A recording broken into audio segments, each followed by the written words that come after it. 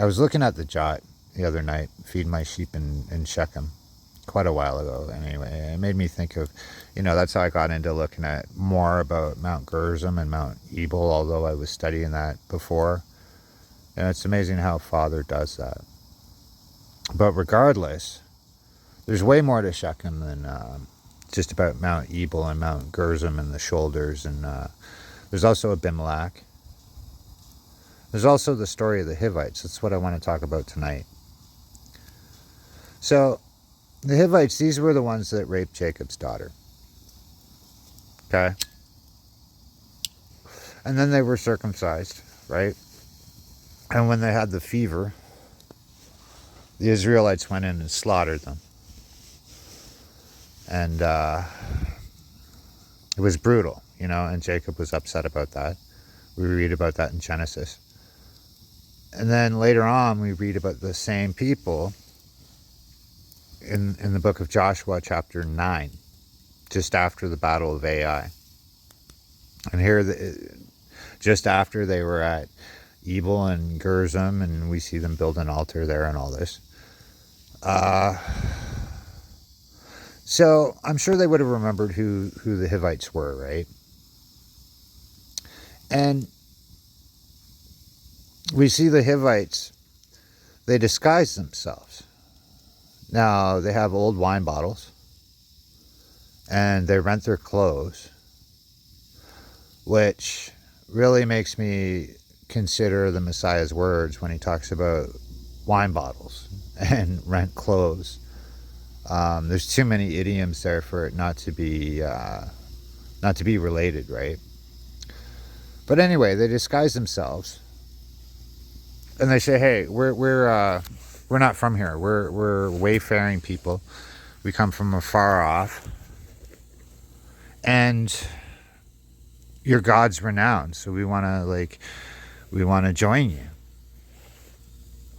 And then they make a covenant with them. Well, what covenant would that be, right? I mean, we know what it would have been. It would have been like keep the 10 Commandments and all this. So they get grafted in. They make a covenant with them, and they're like, okay, well, we're going to be they assign them to gather the wood.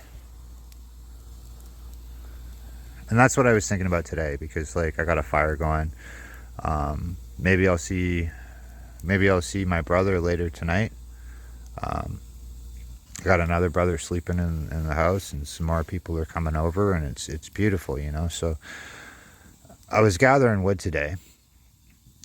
And in the book of Leviticus, it talks about the peace offering and how never to let the fire go out.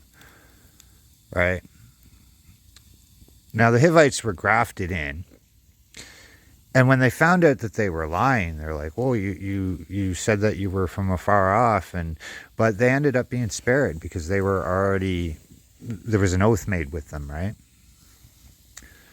Now,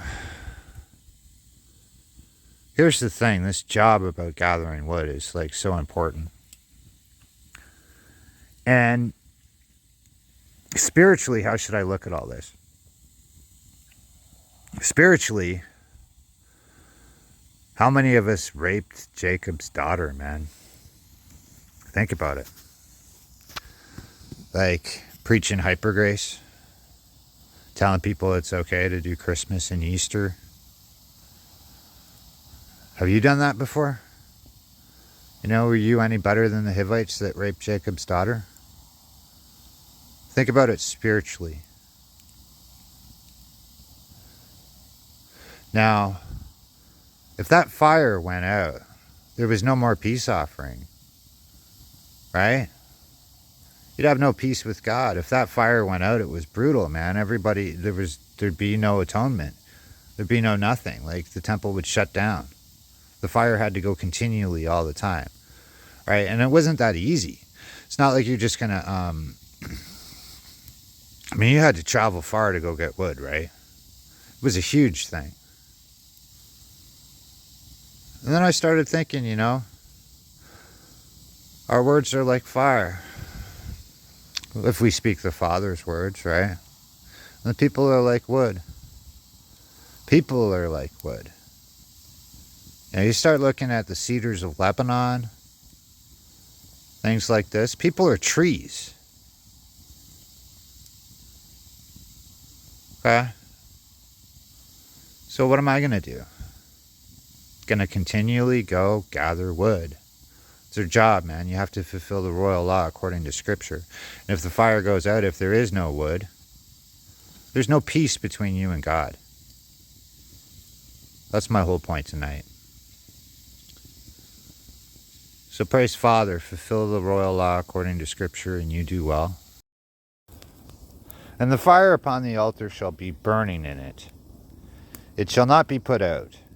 And the priest shall burn wood on it every morning, and lay the burnt offering in order upon it. And he shall burn thereon the fat of what? The peace offerings. Leviticus 6:13. The fire shall ever be burning upon the altar. It shall never go out. Okay, so I want to make this crystal clear. No tongues here. People are like wood. Go find them, man. Go fulfill the royal law according to Scripture and find the lost sheep.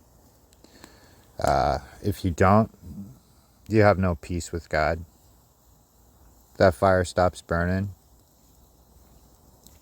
Woe unto you.